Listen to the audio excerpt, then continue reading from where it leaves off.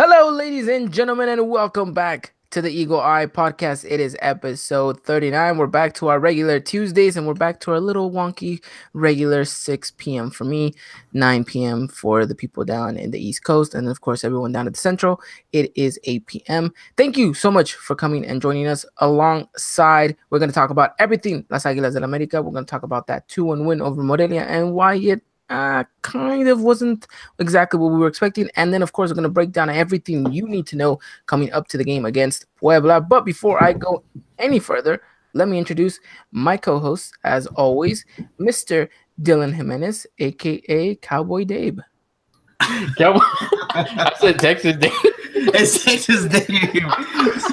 Well, I put a spin on it. You see what I did right there? I put a spin on it. Yeah, I did. I like it. I like it. Yeah, it's good. Yeah.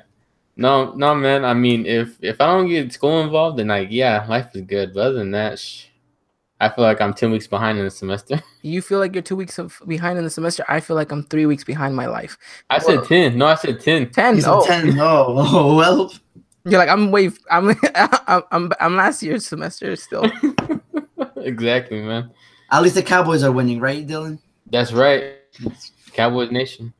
All right, Christian, how are we doing over there in New York? I'm doing good, man. School's been there. School's been there.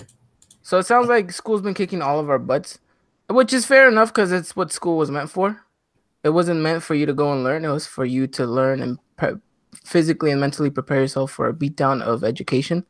But we're here, and that's the important part. We're here. We're going to talk about Las Águilas del América. We're going to break everything down.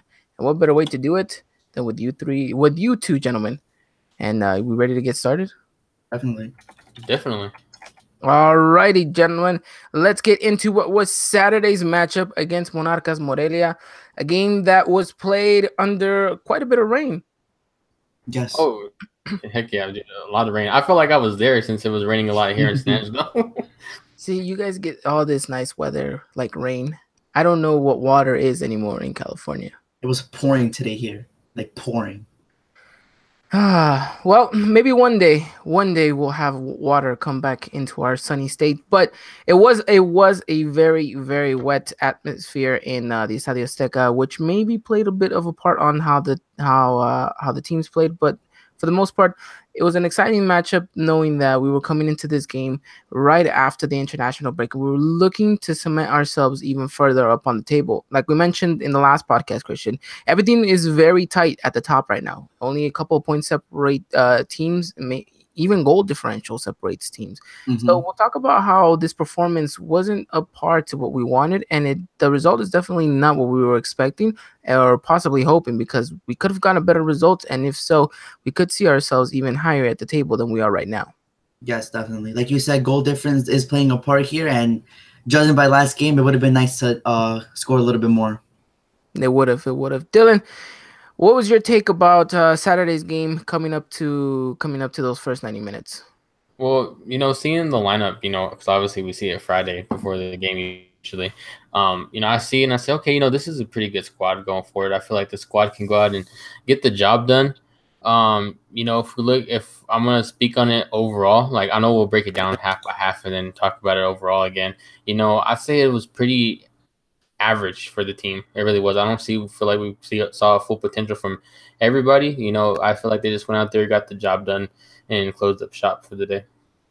Yeah, it really, really was like that. Dylan, do you have the lineup out with you, or Christian, do any of you two have the lineup, or should I read it out loud? I got the lineup right here. I'm one step ahead of you already, man. All right. Marchesín in goal. Paul Aguilar, Edson Alvarez, Manuel Aguilera, Sanchez, Ibargüen, Guido Rodriguez, Mateus Uribe, Cecilio Dominguez, Oribe Peralta, and Henny Martin. Now, again, with Oribe Peralta's special trademark this season, it looks like to be that cam position is what we thought was going to be the case. But if you really focused onto the match, I think he played more of a striker than even in that cam position. Yeah, you see him up a lot too, especially playing next to Henny Martin, and I think that's something too to really see, and that's what you want to see, especially I think Henny Martin works well. Like I think we talked about this too a lot of times in previous podcasts, but Henny Martin works well too with Oribe beside him as well. Yeah, Yeah, so it was good. It was really, really good to see Oribe Peralta actually flourishing in that striker position instead of playing in that cam role. Mhm. And we'll talk about certain players that came out on top, and there was a couple of players that probably just faded into the background. Of course, everyone's big name player for that matchup was George Sanchez after that immense of a goal that he scored, practically upper 90. Yeah, it Yeah, was a great goal. Great goal. But we'll talk about that. We'll talk about the second goal. We'll talk about the goal we conceded. And we'll talk about all those chances that we did not make. And we'll talk specifics about how this team could probably get better throughout the season if we actually play the way we were intended to play. But in the end, gentlemen, let's start off here. First couple of minutes. How did you guys see the team? How did you guys see the opening first couple of minutes? Because it tells us a lot about how the team is planted and structured going forward. I think you see the team, and I'm gonna go back a little bit, not too far, but whenever I see the lineup too, and I think to myself, I think the question that stands out the most is how is this Edson Alvarez and Emmanuel Aguilera partnership going to stand out? Because you start to wonder, so why is Bruno Valdez starting? And so that's something that that you look forward to seeing too as well. The opening minutes come out, and to me, really, I feel like Moreira was in that time of possession, getting things done too. I feel like we weren't really there. We haven't really got ourselves planted on the ground too as well. Like I said, at this point, it's a little below average for the team, which is something that's not very good. Mhm. Okay, I agree. I think we start off just the same way we've always started off at home. It seems that we just haven't been able to really hit a team right away. Whenever we have played in the Estadio Azteca. I want to take it back just a little bit further. How did you guys see the pitch? It was a rainy day. The pitch was always going to see a little bit of more damage, but I think in the end, for me at least, it looks like it's getting a little bit better. Yeah, a little bit better, but it's not 100% yet. Definitely not.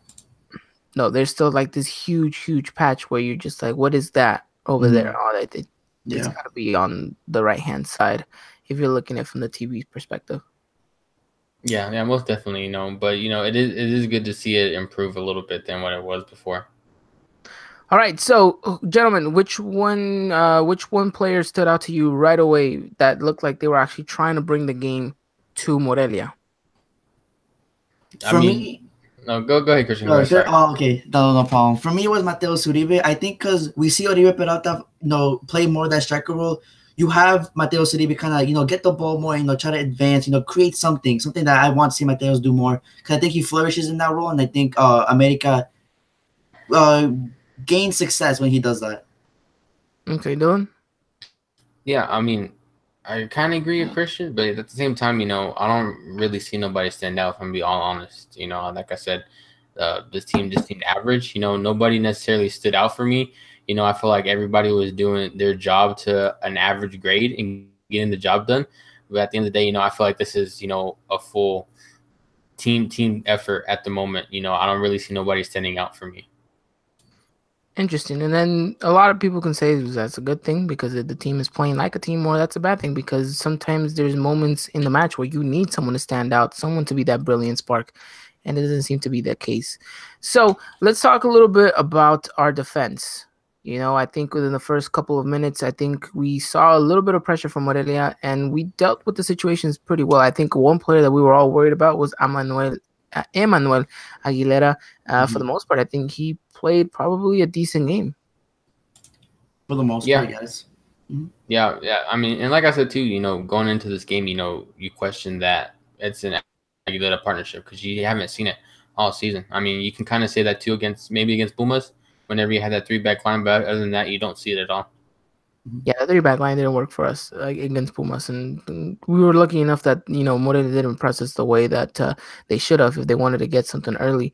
But I think for the most part, we should be content on how the team is a bit structured, but we shouldn't be content on how the team tries to play out their game because for the first 45 minutes, up before the goal, I think this team looks clueless at times. There's Definitely. no there's no real sense of what the team has moving forward. Mhm. you see a lot of passing back and forth, but nothing really just aggressive going forward. You don't really see a ball that, oh yes, that ball is perfectly into the dangerous area. You just see a little bit of staleness from the players, just no Mhm. real idea, no creativity. The structure is there, but you can only do so much with that if you don't try and advance in numbers. And I think that's what America didn't do much, was advance in those numbers. I think they relied too much on Cecilio Dominguez and Ibargüen to do something and go forward. And we've known for the past couple of games, these two players aren't showing up. They're not producing. So if you don't have these two wingers producing, then how do you expect your forwards to get any service or to get anything going from that? Definitely, and I think you kind of hit it on the spot where Miguel Herrera wants the wingers to produce those chances. But if he wants to produce those chances, why do you have your two best wingers on the bench? It just doesn't make sense. You have Renato Ibarra, when he comes in, he creates his chances, and we all know what the other liners can do. So if you really want to go with that game plan, it's amazing to see Ibarra and Cecilio Dominguez starting. It really was. It really, really was. But again, that's a discussion for a little bit later when we talk about the Puebla game and what we think the lineup is going to be for that. But yeah, these two players didn't really show out. Didn't really show up for much in this game, which meant exactly what for the team? It meant that we were relying so much on playing through the middle that I think sometimes at times Morelia kind of read it, and because of that, they kind of planted themselves a little bit good.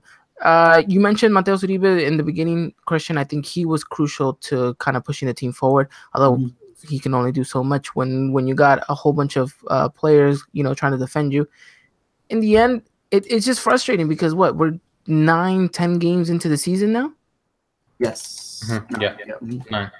Regardless of the point, you're way past that margin where a team should play as they should play. At this point, a team should have identity, structure, and a form of playing. Whether it's at home, whether it's away, you should be already a full team. And at this point, we don't look like that. We still look like we're trying to get our situation arranged on the pitch when that shouldn't be the case. It looks like we have a starting 11, which is good. At this point, it's good to have a starting 11. But from what we've seen, it's this starting 11 sometimes can't produce the results we want on the pitch. And I'm not just talking about scores. I'm talking about passing. I'm talking about movement. I'm talking about structure. I'm talking about all the different ways you're supposed to play on a football pitch. You're not seeing that from this starting 11 for the full 90 minutes. And that's what worries me because, yeah, we're sitting in third place right now. But whenever we go up against a team like Cruz Azul or who's on top right now? Cruz Azul and who's in second place? Pumas, right? Pumas, yeah. Oh, we already played Pumas, so never mind about that. But for example, like you're gonna go up against a team that's in really good form, like Cruz Azul right now. What's your plan gonna be? Try to play them against the way we played against Morelia, because I couldn't figure out the way we were playing. I thought at times we were trying to soak in the pressure and relieve with a counter, and at other times I thought we were trying to take the game to them, and that was within 15 minutes. So I was like, what's going on? Yeah, no, and we've said this plenty of times too in previous podcasts. Most of these players have been playing since the Clausura.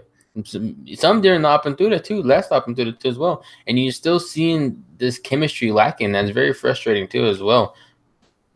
It is, and it's ridiculous because, like you said, these players know each other. There's the most time anyone has on that pitch on Saturday had with each other was 6 months.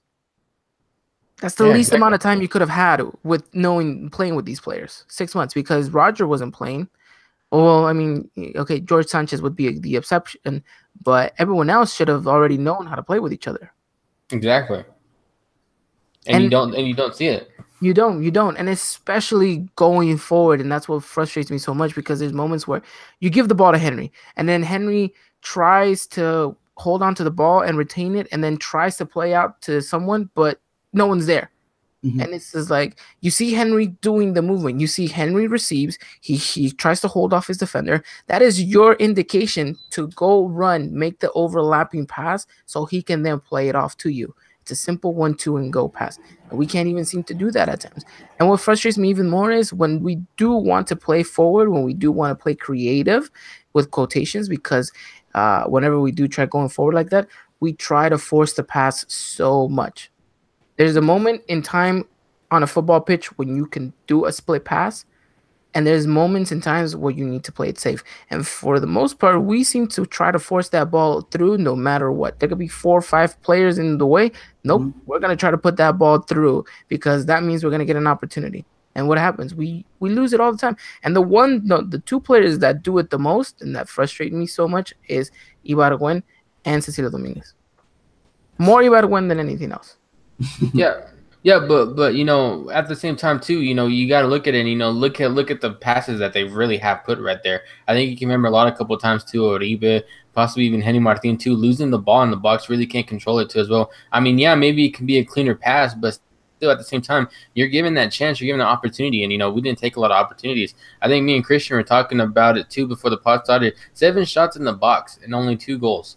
I mean, if you don't really call that creating chances, then I mean, it's really something else. I mean, it's not finishing, obviously, because we get 2 goals out of 7 chances in the box. Some creativity is there. It's just the lack of really controlling the ball, holding it in the box, and finishing. Yep, America's stats so far for shooting are worse than mine on FIFA. So that has to tell you something. It's ridiculous because, like you said, it's frustrating because you're creating something. You're obviously not putting them into the back of the net, which is the thing that's worried us the most. Not just Yes. this season, but if we take it back a whole year, this has been the Yeah. most worrisome thing about it. Hmm. That's why we brought in Roger to be Exactly. this Yes. clinical Hmm. danger guy. But unfortunately, he's been injured, and I don't even think we'll see him against Puebla, to be honest. And then who knows what kind of Roger we're gonna get for the Clásico? And it's ridiculous. We don't have that target man. And Yeah. then you see, well, what else can you rely on? Oribe Peralta for the past year wasn't even looking like himself. He's starting to look like himself now. But Hmm. that's just that. Henry seems to have lost a bit of faith when it came to finishing. Now he seems to maybe regain it. Although I only saw 45 minutes of Henry. After that, I have no idea where he disappeared on the pitch. Yeah, I think that's the problem with Henry. You see him have a couple good games, and then I don't know what happens to him. I guess it gets to him or something, but then he sort of fades away a little bit. And we don't need that kind of inconsistency right now, especially when we're not scoring enough. And Yeah, he yeah. has no go Dylan But go. no, but it's just a little off topic, But at the same time, you bring in Roger, and what does that say to Henry? I mean, that says a lot of things to Henry too as well. If you're bringing in another striker, I mean, it just seems like you lost confidence in him. And total fairness, and then for him Yeah. just to not even start, not even get some chances in the opening of the Apertura, and him really starting in Copa MX. I mean, and then now returning to him just because Roger's injured. I mean, still, I mean, at the same time, you gotta think, what is that playing on him too as well?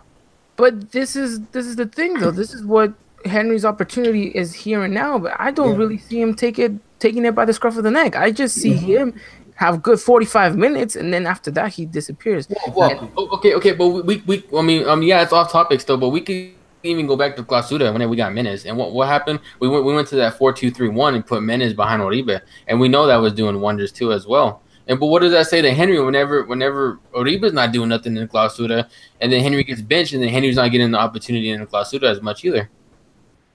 well, that says that Exactly. See, what does it say? What does it say to Henry? How do you think Henry's taking this? But right oh, now is the time he needs to take the chance. Rogers out. Herrera needs Henry to step up and do something, but he's not doing it. and that's the thing though. It's just we can argue back and forth as to why Henry Martin isn't getting minutes, as to why he's lacking his confidence. At the end of the day though, we know how cruel the sport is, especially in that striker position. That is the one position that if you do not constantly keep giving, you're gonna be getting dropped out. Literally, you're gonna keep getting pushed back and pushed back and pushed back. So Henry should know this by now, especially in the Liga MX, where a Mexican striker is unheard of in the past decade. In the past decade, I'm not talking about years. I'm talking about decades here. Okay, so Henry needs to go out there and demonstrate it year after year after year. He did good things in Cholos, moved over here to America, saw that he was doing good things, but then, of course, we bench him for Menes. Was the wrong move by Piojo, but it was the right move in the sense of what's going to sell you more, Henry Martin or this Frenchman that used to play in the Champions League. Okay, that's not the right move to make, tactically speaking, But it ended up working itself out in the end. Menes had some good games for us, had some good partnerships with Uribe Peralta, yada, yada, yada. Now, Henry, I told you, was going to have a very, very crucial Copa MX. He's lived up to that moment so far. Mhm. So now he gets his opportunity in the league. Yet he hasn't done it to that extent. We praise him for the goal against Pumas, which fantastic. I haven't felt that much emotion off a goal in such a long time. But what happened? Okay, so then he goes and we go play against Lobos WAP. What happens there? He has what, two chilenas that he tries, one that almost completely goes into the back of the net, and then dies out after that too in the Copa MX, and then just keeps going and keeps going. And then we're gonna get to that point where it's gonna be the Super Clásico. Henry's gonna be on the bench again. Roger's gonna be there, and then that's it. We're gonna end up just giving Henry the mantle of the Copa MX striker again because he hasn't taken it. And this Puebla match is gonna be so important for him because if he does not come out with a goal or some pretty good assists, I can bet you that Piojo is gonna say, "Okay, Henry, back to the bench." And it's not right and it's not fair because we should be giving Henry more. Because if you want to, it's well noted that if you want a player to grow, if you want a player to keep repeatedly getting success on the pitch, you need to keep giving him minutes. You need to keep giving him the time. But guess what? We live in a world of football where, especially in this league, everything is so cramped. Everything is so time sensitive that you don't really get those minutes. You don't really get that time. It's you have 90 minutes, and if you don't produce anything within those 90, well, guess what? You're gonna be long gone and forgotten within the next 90 minutes. And that's the thing. Henry's gotten 1, 2, 3 games now under his belt. That's 120 minutes if my math is not wrong, and I hope it isn't. But it's 120 minutes where he hasn't even produced a goal.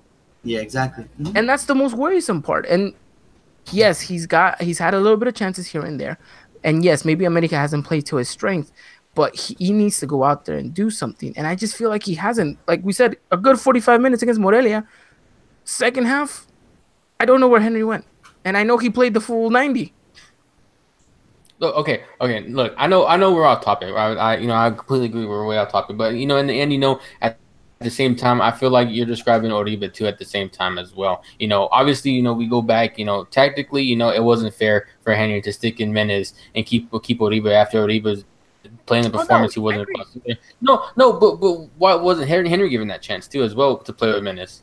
You know what I'm saying? Yeah, but like we said, we shouldn't speculate that much because we're in the now. Right now, we don't have Menes. We're waiting for the Clausura to have Menes back. So we shouldn't even really be talking about Menes right now. And, obviously, you bring in Roger, like I said, it shoots him down a little bit. And so, now you got to think, why isn't Henry given this chance possibly over Uribe? Because you just said it yourself. In your own argument, you gave yourself your answer. Oribe Peralta, Henry Martin. Who's well more known? Oribe? He's always going to win. He's always going to win. And I'll tell you why, though, because this is even way more off a tangent that is going to leave us, I don't know where in the podcast. But we know that this sport is no longer a sport. This sport is a business. Sport is a business. If you bench one of your players who is selling you tickets, selling you jerseys, selling you commercials, it's going to make no sense, right? Mm-hmm. So Oribe is always going to have that. One, because he sells. 2, because he has his track record, his history, a gold medal winner, a 2-time, player that's been going to the World Cup, a player with experience and yada, yada, yada. He's always going to have that over Henry Martin, which is why I believe Piojo prefers to put Peralta. I'm not saying it's right because you and me both were calling for Oribe Peralta to hit the bench countless of times last year. We never got that. But the sad thing is, though, Oribe, with his kind of track record, is always going to have preference over these newer, younger, maybe even better players. Because I could see Henry being a lot better than Oribe Peralta. I see a lot more qualities in Henry than I do in Oribe. Mm-hmm. But, like we said, you don't take these opportunities, you don't take these chances, what's going to happen? You're going to ride the bench. And that's the sad thing about it, because I could promise you, in the Copa MX, he could probably have 1,000 goals, and we will still not see him play in the league. Mm-hmm. And that's just that. And that's the sad thing about it too. But I mean, that was our little tangent. But I mean, right. we'll have to wait and see what happens with Henry. I would hope that he gets a pretty good performance against Puebla. But for the most part, like I said, in the first 45 minutes, saw good things from him. After that, no idea what happened. I was surprised though that he did not get taken off for Diego Lainez. Um, Who came out, right? yes, it was Uribe. Yeah. Yes, Which I think was Yeah, a shock. I was like, wow, is this the beginning of the end? but I mean, there's your chance right there, Dylan. You know, Yeah, exactly. we all predicted Linus would come in for Henry, but no, it was for Uribe. So you know, if Henry's saying the full 90, you know, let's produce a little bit more. That's true. That's true. So But I mean, we'll go off of that, and now let's talk about the wonder kid that was Georgie Sanchez with that fantastic goal. I know Kadi, who's in the group chat right now, was telling me that she's waiting to hear my opinions on him.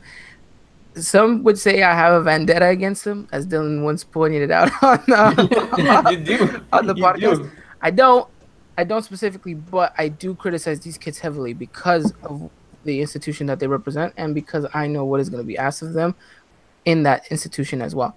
I'm not the only fan that's going to criticize him, and I'm probably not going to be the only one to ever recall some of his mistakes. But I will say this: in that left back position, oh my goodness, he is amazing, fantastic, and I'd much rather see him on the left than on the right.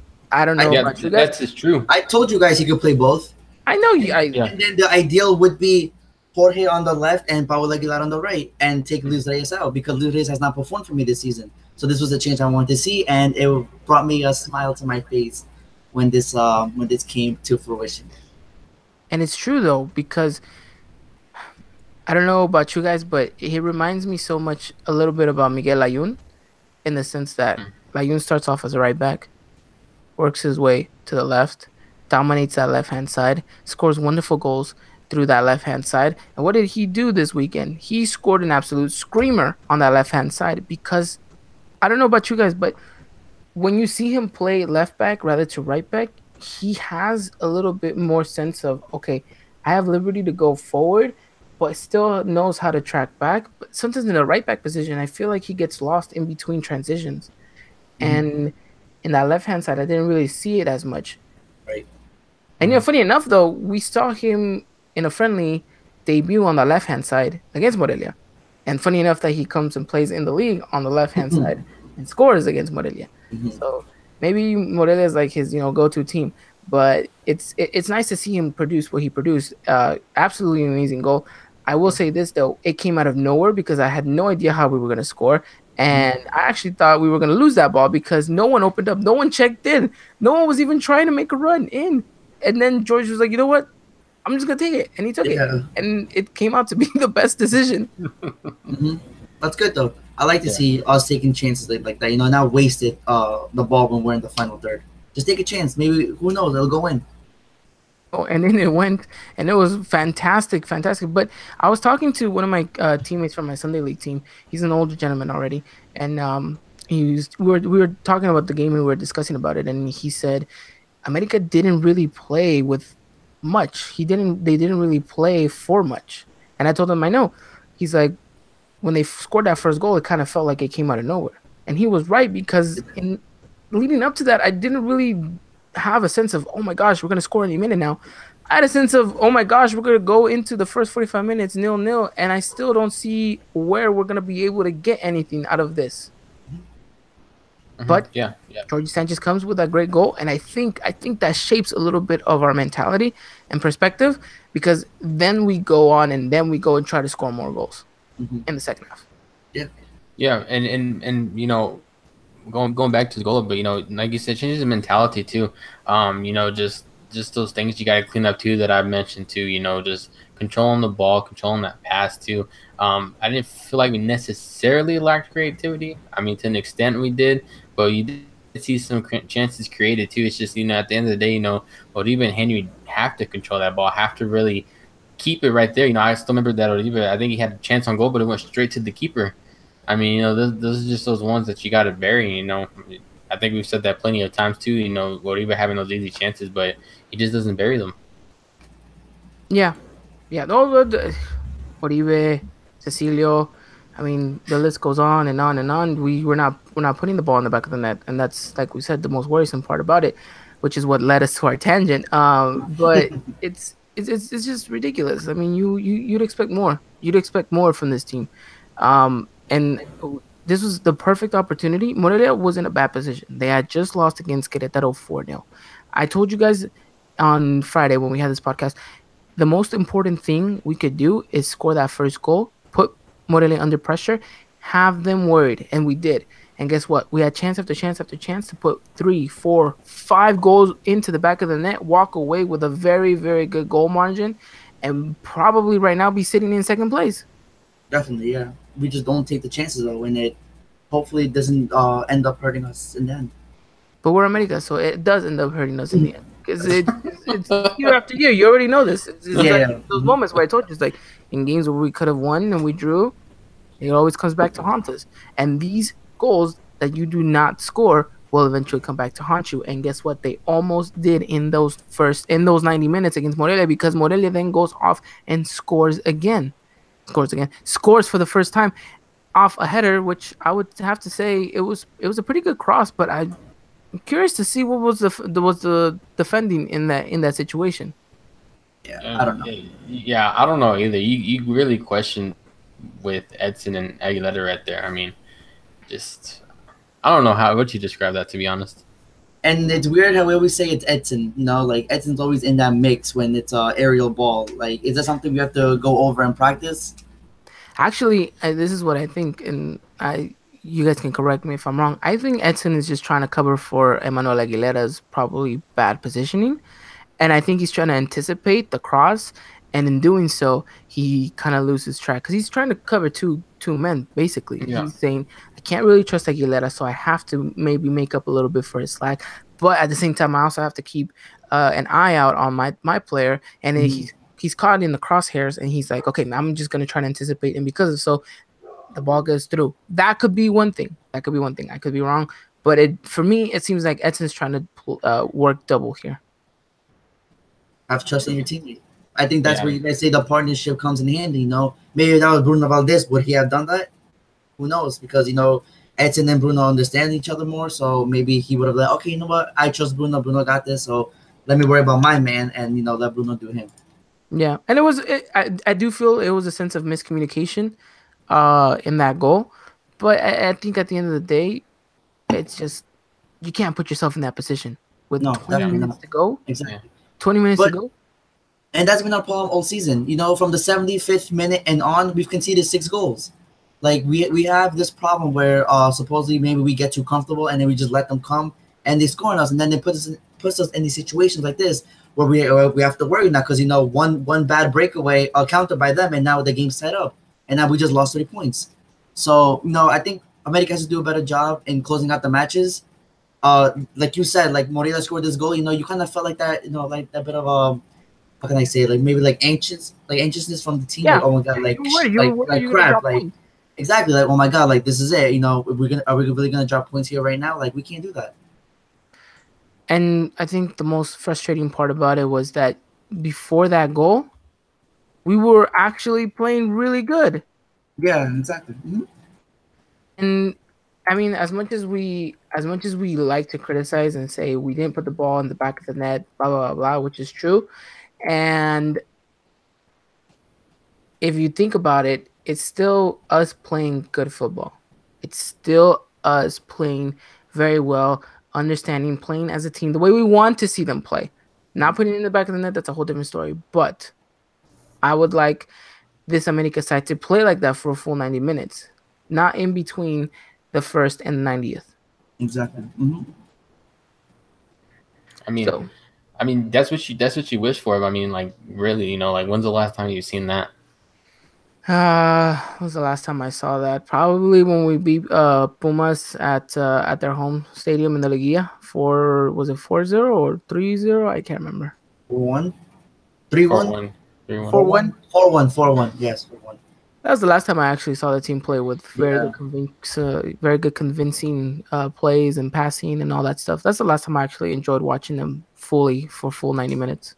This is probably a different topic. You know, we don't got to go on to it, but it's just frustrating. You know, 'cause this team has struggled with consistency for so long, and you still question it. You know, with the players that you got. Yeah, exactly.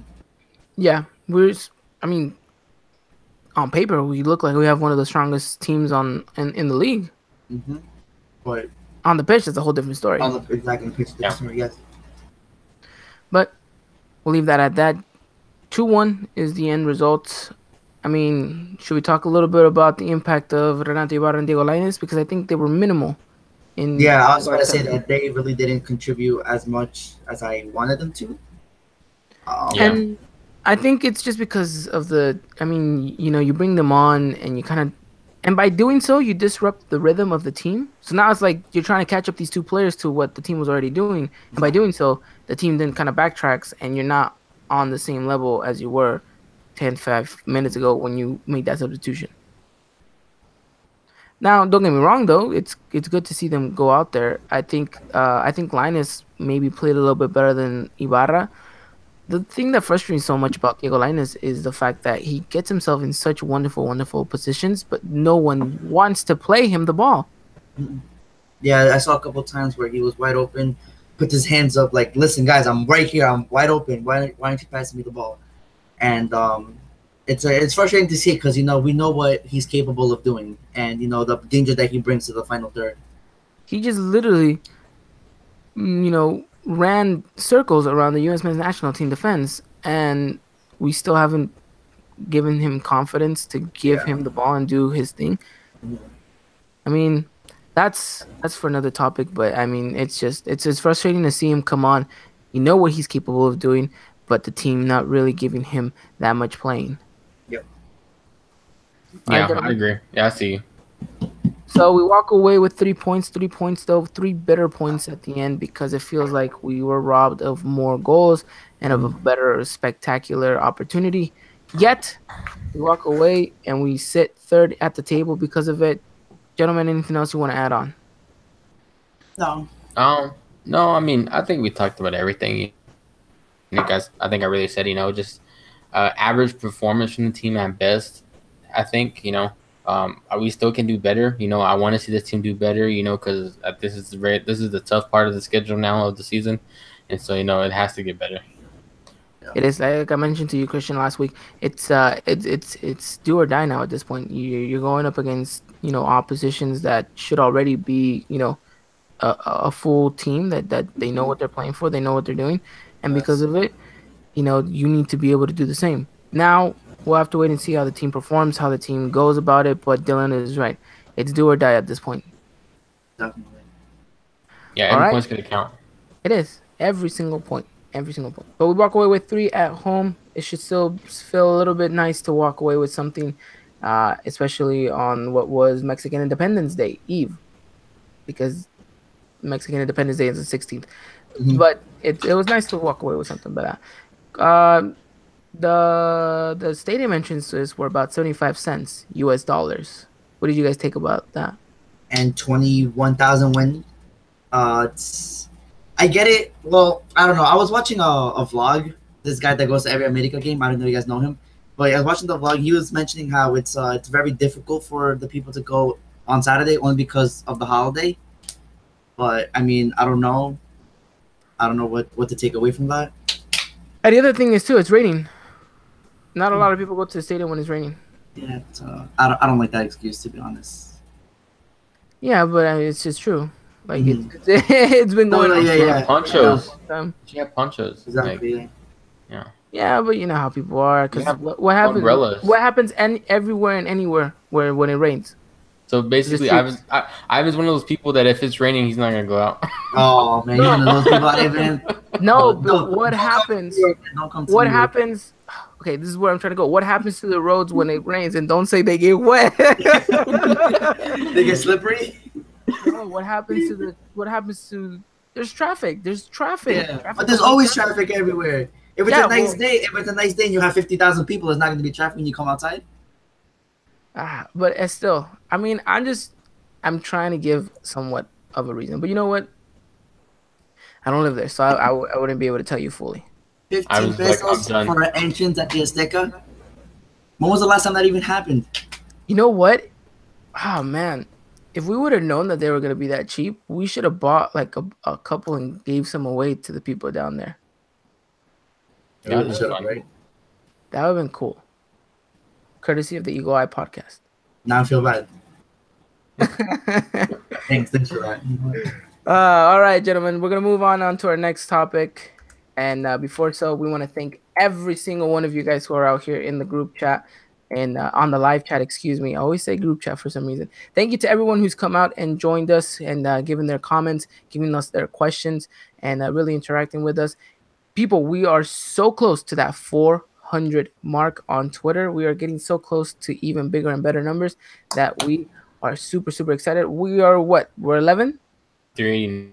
Yeah, we're 11 During away. the time of recording, we are 11 followers from that 400 mark. So make sure you tell everyone and their mama that they should go follow the Eagle Eye podcast because we'll be giving a nice little cheeky little giveaway at the 400 mark.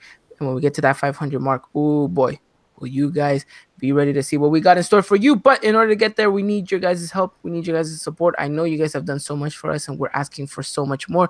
But we know that because of you, we can have this beautiful and wonderful community. Shout out to everyone who's out here right now, Mr. Chicken Biscuit, Cari Torres, Mr.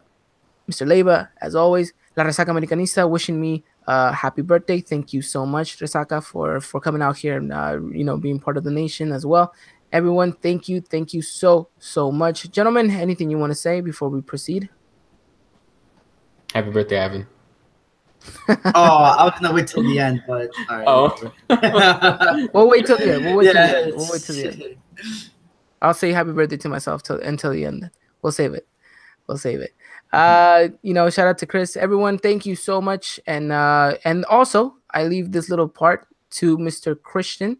He's gonna have, as always, the trivia segment in which he is gonna get you guys a question. You guys will have an answer, and because of that, you guys will get points.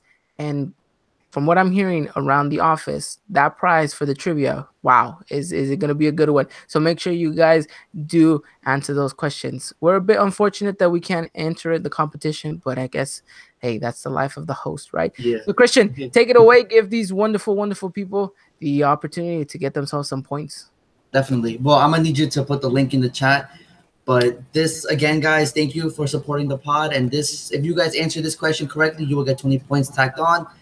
I've updated the scoreboard, so I'll tweet that out after the show if you guys want to check out how you guys are doing. But yes, thank you again for all the support, and that prize is it's cooking up to be something good for you guys. So thank you again. I can't say thank you enough, and good luck in this week's question. So what is the question? Just so people can have it out there. Okay, the question is: in what year did America play in their first FIFA Club World Cup? Ooh, easy. 1998. That is not. Do not use that answer, people. That is completely wrong. But that's actually a good one. That's a really good one because it helps. It makes you Google. Because let's be honest, half of us are using Google to answer. It's all right. But hey, even if Google is a power, people are still getting some of these wrong. So. Ooh, interesting. But it makes for good competition, though. So not everyone has the same points. That is true. That is true. All right. Well, with that trivia question out of the way, make sure you guys do go respond. How much time do they have, Christian? They'll have. Let's see. They'll have an hour. No. They have an hour. An hour. You guys go out and answer 10:45 my time. 9:45 Dylan's time. And 6:45 your time? Or 7:45. I was close. Look at that. Learning time, one podcast at a time. Yes. And, with that said, gentlemen, let's move on to our preview of the Puebla match. This is going to be Friday. I know some of you do not like those Friday night matches. They're all right. I mean, if I watch them Friday, I have nothing to do for the weekend anymore. So, like... What are you talking about? In regards to that time, yes. Go out and I guess go out and preach the word of America. Or maybe Atlanta United is playing this weekend. Who knows? No. Forget about it. Look, Oh. I got you. We can all planned out. I got you. We can all plan out. Look at this. Look at this. You have the beautiful opportunity that you live in New York. So what you're gonna do is you're gonna get in full America gear, outfit, bandana, hat, flag, and Go to the everything. office. You're gonna go. You're gonna drive downtown in Times Square, and Yikes. you're That's a just nightmare. you're gonna get a megaphone, and you're just gonna preach the word of America. You're gonna say, hear me all. The year was 1916 in October when everything was founded. And people will come up to you and they will think you're preaching, and you are. You're giving them the word of America. Or There they're you gonna go. come up to me and slap You me. know, you know what? I've been telling you just forget about Atlanta United because the Galaxy aren't even close to the playoff spot. Oh God, are we playing them? I don't know. Oh, I was like, no, I'm sure gonna stay away from the TV then. Okay, well, we'll go. This has just been the podcast for tangents. All right, so Yes. let's move on Puebla. to the important part. America versus Puebla. We're going away to Puebla. It's our second time being there after playing Lobos WAP. We're going up against a Puebla side that, well, I don't really know what we can say about this Puebla side. Inconsistent to say the most, in my opinion. So, Yeah. I mean, in a sense, that should be a little bit worrisome because we don't know what Puebla we're gonna get. I mean, recently they haven't been that bad, but I mean they've only lost I think one. I think they're on a 3-game winning streak, Okay, including league and Copa. The last loss I think was against Pachuca, if I'm not mistaken. Someone can correct me in the chat, but I think I'm on the ball. okay. Now here's the thing. What's up? Going into this match, you would think America versus Puebla, easy, simple. 3 points in the bag, let's walk away. But for the longest time now, Puebla has been a thorn in our sides, and we have yet to be able to concede a good result against them in a while. I remember them coming to the Azteca and beating us. I remember last season in which we thought, yeah, this was going to be a pretty good walk in the park, and guess what? They walked away with a victory. It's just 3-1. yes, 3-1 specifically, 3-1, and it's just against Puebla. I don't know what Puebla we're gonna get, and I sure as hell don't know what America we're gonna get. It's kind of this kind of rhymes like Leon. Sorry to cut you off, but like it's like kind of a Leon thing, Like we can't really seem to get a result against Leon for some whatever reason. But yeah, it's like one of those teams. And I don't know why, but the Estadio Cuauhtémoc always, for some reason, is not the friendliest of places for us to go. When is it ever friendly? Huh? When is it like ever friendly to go on the road somewhere though? Let's see. What's one place where we always go on the road and you can walk away with a couple of points? Chivas Stadium. Exactly. Chivas, I like that. We've been pretty decent there. Atlas Lately we've been a little decent there. Oh, Estadio Azul. I mean, yeah, we were getting pretty good results there, yeah. but that stadium is no longer with us. I mean, there's been moments where America has been good away. It's just lately there's just these stadiums where you're going in there and you're like, great, it's gonna be tough to get anything out of this one. And against Puebla, that's the same situation here. And a lot of people think, well, it's Puebla. Like, what are you guys worried about? It's the sense that it is Puebla. That's what I'm worried about the most. Is I don't know what I'm gonna get from this team, and I don't know what I'm getting from my own team. That I feel like this is gonna be up in the air until the 90th minute. Isn't Puebla like America friendly though? Because didn't we have like a lot of America fans go to the game against Lobos WAP? Oh yeah. I'm not saying that we're not gonna feel like we're at home. I'm just saying it's just when we go play at Puebla against against them, it's just something seems to kind of just switch. Yeah. Yeah. But regardless of my sports fan superstitious, let's talk the facts. Let's talk exactly what we can talk about. And we know that we're coming into this game on a 2-winning streak, correct? Correct. In league. Correct. Yes. Yes, we beat Lobos Bob, and then we beat Morelia, and now Pumas was the game. The Pumas game's for the international break. No, the Pumas was not against. But then we beat Dorados too. So if you want to count Copa, we're on a 3-game winning streak actually. Yeah, there you go. Point is, the team is feeling it at this point. Yes, we haven't lost since the Leon game. Right, which is important that we stay that way because, like Dylan mentioned, it's do or die at this point of the season. Now, we should be feeling ourselves in a very good position. The only thing that worries me is what we were talking about earlier, the fact that this team doesn't seem to play as a team for the full 90 minutes. Yes, that's my main concern. Now, how do we fix that coming up into this game? I mean, you what is? I mean, there shouldn't really be nothing to fix, really. I mean, like we said, most of these players have been playing for about, at the minimum 6 months. I mean, what's there to really fix? I mean, these players know each other, and now it's just maybe it shouldn't be. Yeah, maybe try to retain more possession going from the 75th minute and on, because that's where we seem to be lacking the most. I like that. Yeah, I mean that's pretty much all I could think of, to be honest. I like that. And my fix is a fix that I know Piojo will never do, and is change formations. Yeah, I can see And that too. my formation is very simple. It's very easy. It's very broad. It's 4, 4. Well, technically, it's a 4-1-2-1-2. And let me paint the picture to you.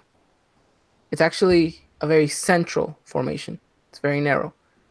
It's your back four. In that center defensive mid role, you put in Guido. A little bit up and over to the right is Mateus Uribe. A little bit up and to the left is the left center mid. And on top of them is a cam. And then up top, you have your two strikers, which at this point is Henry and Uribe. Okay. What am I eliminating there? you lost me. How? Come on. This was not meant to be a trick question. I What feel like have I it's a trick eliminated question. from our lineup in this A formation? left mid, Not just that. wingers. There you go. I've eliminated wingers. Why though? Why have I eliminated the wingers? Because you don't like none of the wingers we got right now. Yeah, that's true. We're trying to play out through the wings. It's not working for us. The Yeah. wingers we have right now are not producing for us. It looks like we're going to be down a couple of players coming up against Puebla. Why not play to our team's strength, which is down the middle? We've known this, and we've seen the team flourish because of this. Play down the middle and just go and play out that way. And don't resort to trying to play the ball out wide and try to get something out of Cecilio Dominguez and him trying to take on 6-7 players when he could have just easily have passed the ball. Yeah. And I think I like this because it doesn't greatly, like, it's not going to say that we're not going to get counterattacked, but if we do, it seems like we have enough bodies in the back to kind of prevent anything from happening. So I do agree with your formation. I think I would like to see that. Will it ever happen? Like you said, I don't think so. No, it's never going to happen. No. Piojo is strict to two formations. Yeah. His 4-4-2, which he then tries to be a little bit, creative and make it a 4-4-1-1. But it's either that or 5-3-2. He doesn't vary off of that. He doesn't ever vary off of that. Why? I have no idea.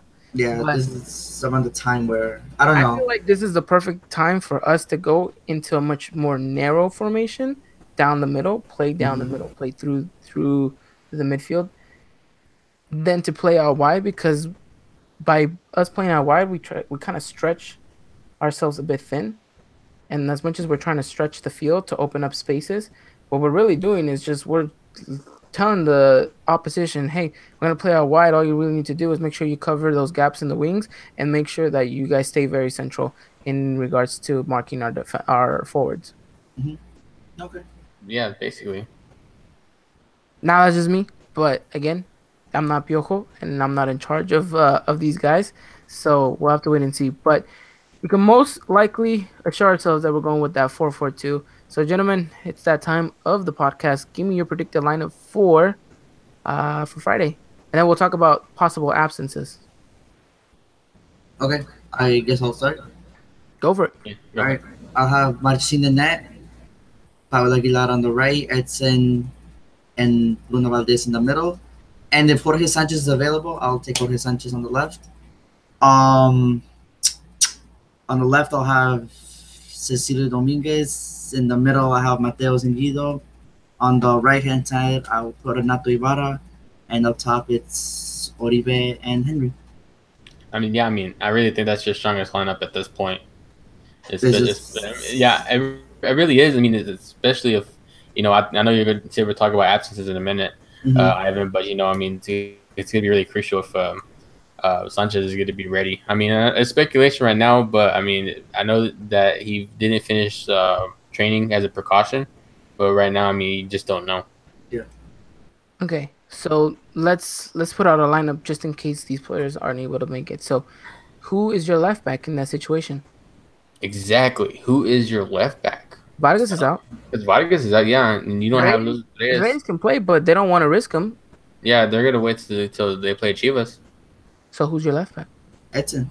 And then you put Emmanuel Aguilera and Bruno Valdez in the mid. Unless you want to bring up someone from La Cantera, then you can do that as well. I have your left back. And he goes by the name Tony Lopez. You can play left back too. No, I didn't know that. no. I know you don't like it. You don't like it, but what did I say during the Super Classico USA? Yeah, I know, but that's what we're gonna resort to. We're gonna resort to that because I don't. If the Sanchez situation, worst case scenario is that he does have a knock and they won't risk him for Friday, then you have to put in someone there who has shown that he can play there. And I have to give it to Tony Lopez. He had one hell of a game against Chivas in that left back position. I didn't like him there. I thought he flourished more in the left mid than anything else. But I think if it's gonna, if push comes to shove, we might see that in we might see Tony Lopez in that position. I mean, still, I mean, yeah, it's risk. That's a risky move.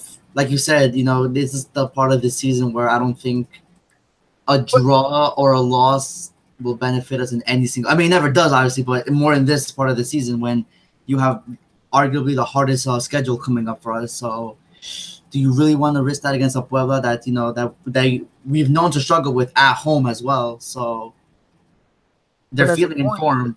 The question is though, who you put in there? You don't have anyone else that you say okay has experience there and can absolutely put himself in that position. Vargas is out. Reyes is out.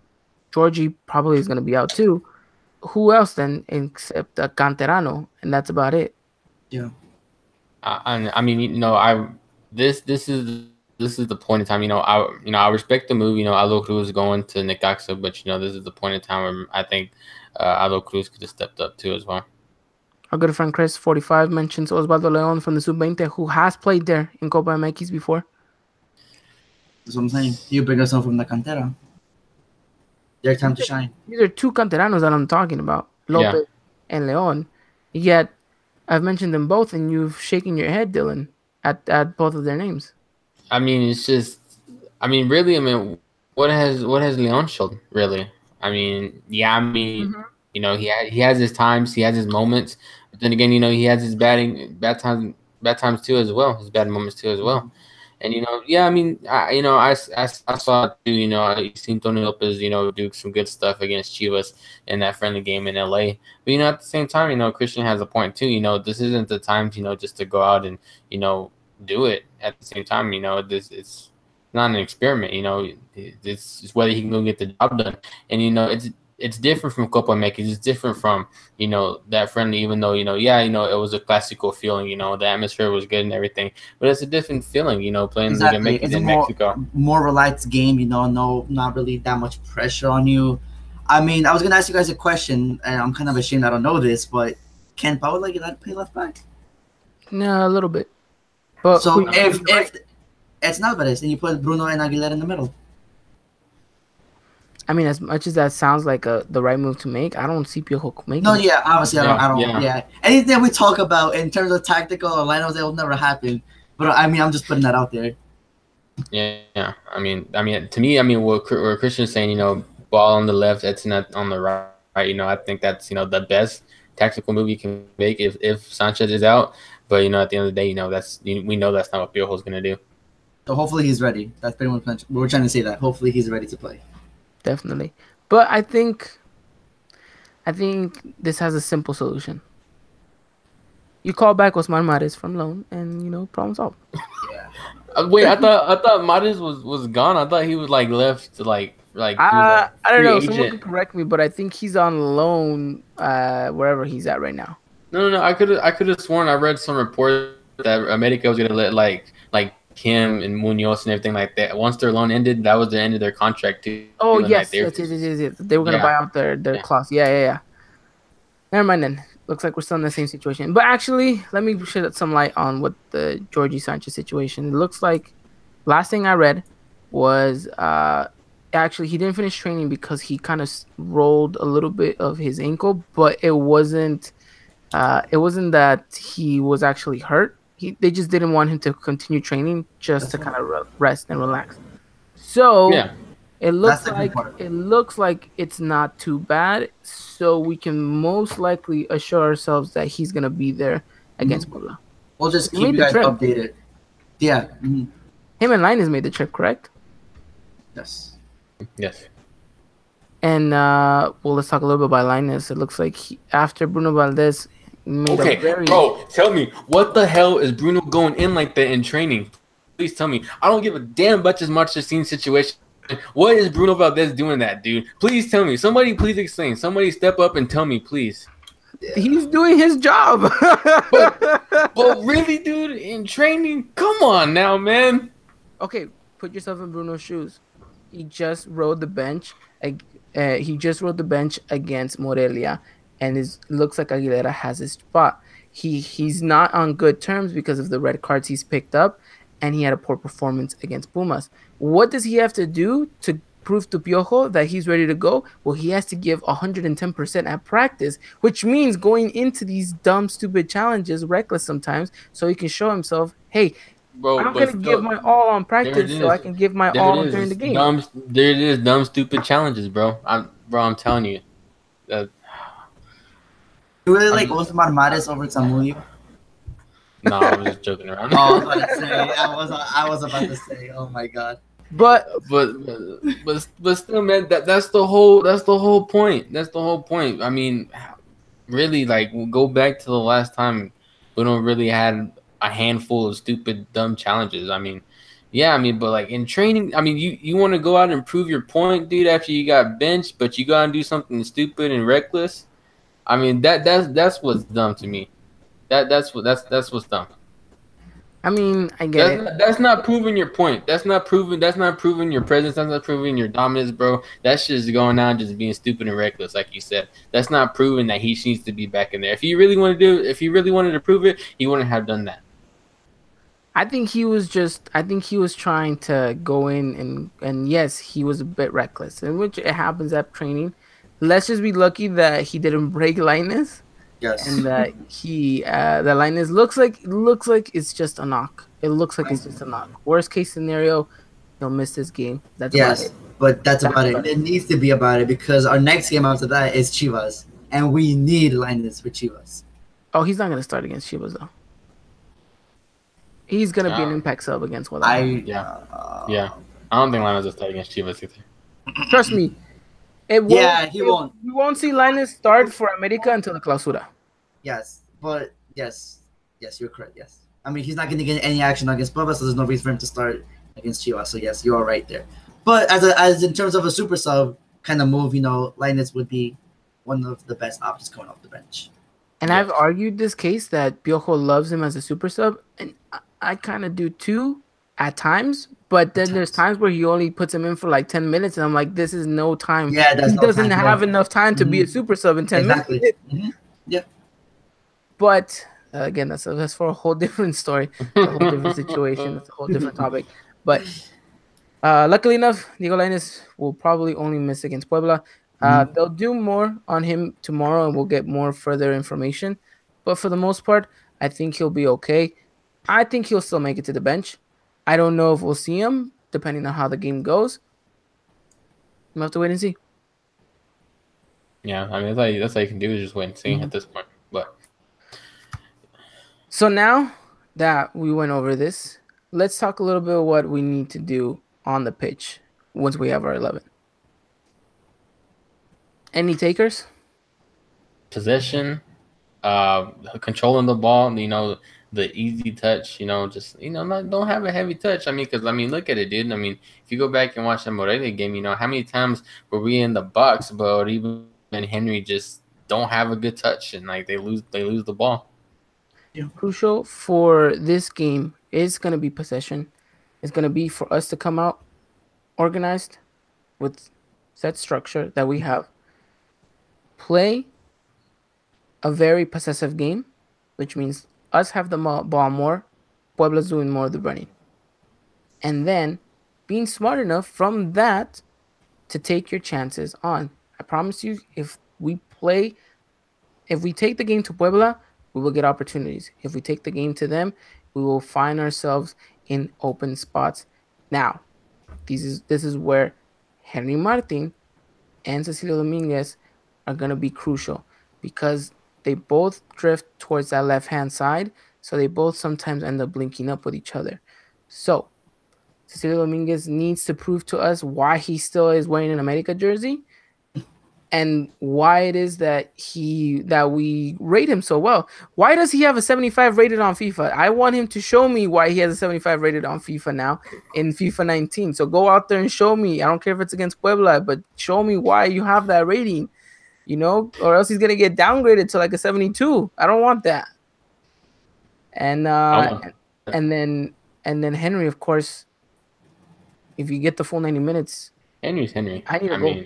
I need Score. a goal. Yeah, I mean, Score, definitely, yes. Yeah, I mean that's all you can ask from Henry at this point. We asked for a goal and watch him score an own goal. Oh, dude, stop. For real, dude. Hopefully Knock on wood, please. Knock on wood. And I don't got no wood. And then just go out there and prove why you're third, almost second place in the league. Continue that good run of form. Play the simple ball. I know that we've played very, very good football within, patches of each game. Just try to extend that. Try to grow from that. More consistent. The team knows what they're playing for. The team knows who they are. There's just something that just kind of doesn't click sometimes. But for the most part, they understand each other. They know what they're playing at. Just produce that. At times, seems like all the time. Yeah, but there's moments in each game where you're like, wow, we're playing good. And then I don't know, from where and on, it just something happens that we just switch off. Yeah. It's that keep that switch on. That's all you need to do. I mean, but that's the toughest part too. A lot, I know we talk about consistency a lot too, but being consistent, that's the tough part about it too as well. But you want to see this team be consistent because they have the players to be consistent. They have the coach that can keep them consistent too as well, but you don't ever see it. And sometimes I feel like it falls on the players more than it does on the coach, because there's times where Piojo is yelling at his players like, why are you doing what you're doing? And I think you hit it on the point. I think we need to stop forcing the passes so much. I think if we hold the ball, we hold onto the ball a little bit more. Pass around, open up the spaces. We might see more chances coming in, and better chances at that for us to convert and score. Like you said, forcing the pass just leads to bad things happening. You give the ball away, and next thing you know is a counterattack, and now you're down 1-0, and we can't afford that. Relax a little bit, take possession, take control of the game, and let's see where that takes you. Exactly. Couldn't have said it better myself. Couldn't have said it better myself. What should we worry about Puebla though? I mean, like you said, their attack is pretty good, though.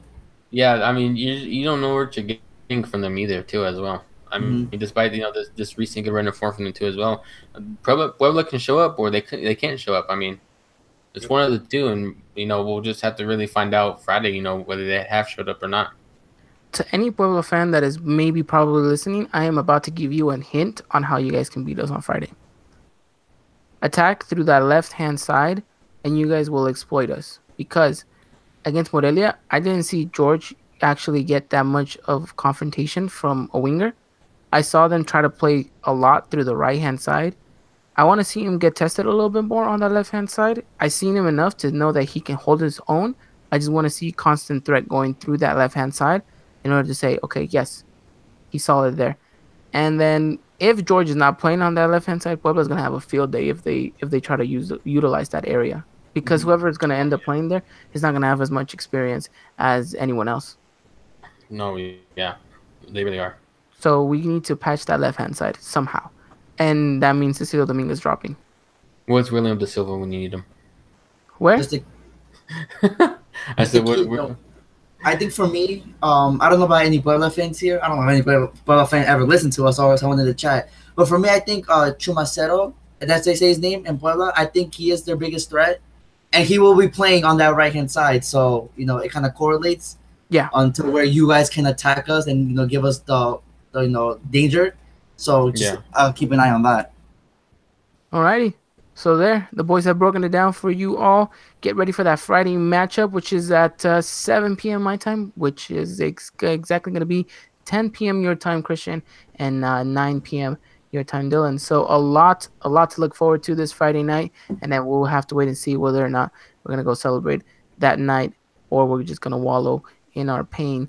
But, gentlemen, it's that time of the podcast. Give me your prediction for Friday. I'm gonna go with 2-1 again. Okay. 2-0. 2-1 for me. 2-1, 2-0 2-0. for Christian. That clean sheet needs to happen again. Machi needs that. Okay. I would go with that 4-0, but as you guys know, I retired it. Yeah, it's It's very away, down. tucked away. Mhm. And I'm going a little bit dull and conservative here, but 1-0. I was waiting for Ivan to feel like, oh, 6-0. That would be nice. Yeah. No. Wow, I 20. think Puebla's attack is very good in Christian Palacios and Lucas Cavallini. I think I say his name, Cavallini. Oh So yeah, the Canadian. Yeah. it's a good team. We can't underestimate them. But I think we'll be able to hold our own and come out with the victory. Like it said, never underestimate a Canadian. Yeah. Well, They say that? I never heard that. no, I just made it up right now. But hey, you never know. It might Okay. catch on after this. It might just catch on after this. One day, our goal in life is not to have fame or fortune. It's just for someone to make a Wikipedia page of us. Imagine. I mean, we could technically make our own. Yeah, but if we make our own, then it's like it's not really goal Yeah, yeah, Someone you're has to right. go out there and make a Wikipedia page of all of us. Then you know you've made it, and you can retire and fade away into the background. Yeah. So we'll leave it at that. We'll leave it at that. So everyone else is pouring in their results. Chris 45 is saying 2-0 for Las Águilas del América. Cari Torres is saying 1-1 draw. She has a bit of voodoo, so that might actually come true. We'll have to wait and Yeah. see. But for the most part, it looks like everyone else is pretty confident in America win, As we should Yeah. be. Yeah. as we should be. It should be from this point out. But I mean, it's America, so maybe we take everything with a grain of salt here. That's true too. Oh my goodness. Well, gentlemen, anything else you want to add on about this preview? Let's just stay consistent and let's retain possession after the 75th minute. Don't get relaxed. Don't put your arms out thinking you've won the game if we're up. Just keep playing. Don't let them have an inch. We don't need that. We don't need that right now. So yeah. Yeah. When in doubt, as a defender, play it out. That's all I'm gonna say. What do I say for goalkeepers? Don't get scored on. Ivan, you know that. I know that very, very well. All right, gentlemen, that wraps it up. We're very confident, and like we mentioned, that game is gonna be 7 p.m. my time, which is Pacific time, 9 p.m. Central time, and then 10 p.m. Eastern time. So make sure you guys are ready to watch Mountain that. time. And Mountain time, 8 o'clock. Yes. But But before we go, everyone in this chat, I'm gonna link Ivan's Twitter. Not gonna link. I'm gonna put it in the chat. Go wish this man a happy birthday. This guy does so much for us and for this community, and he needs to be felt loved on his day. Happy birthday, Ivan! I hope you had a good day today. Thank you so much, Christian. Thank you. It's been fairly well. So thank you. oh my gosh, No. Ivan, Uh-huh. you make me feel so young. Well, that's the point. That's the point. How's that the point? Well, I don't know. We're always supposed to feel young. You ever run into that negative person in life? You're like, yay, 1 more year closer to death. Oh yeah, that's me. Oh, I'm kidding. No. No, but thank you to everyone who has wished me a happy birthday through Twitter. My own friends and family. To you guys who who've mentioned me today. Thank you so much. It really makes Chepe Guerrero, aka Ivan. I will take that. I will take that. Thank you, Chris. Um, no, but thank you so much. Turning 23 years old, I am ready to officially put in my retirement papers, and No manches. and it's crazy. But thank you so much for everyone, really, for the birthday wishes. I've never been really one to kind of make my day kind of my day, but it's nice to be felt loved and everything. So thank you to the both of you for wishing me happy birthday. To everyone on the chat who's wished me happy birthday, and everyone on Twitter, everyone on Instagram, anyone and everyone. Thank you so much for the love and the support, and it just it makes you feel a little bit more connected to the community. Yes, dude. I'm gonna go off on a quick tangent. Not necessarily a tangent, but just a real quick story.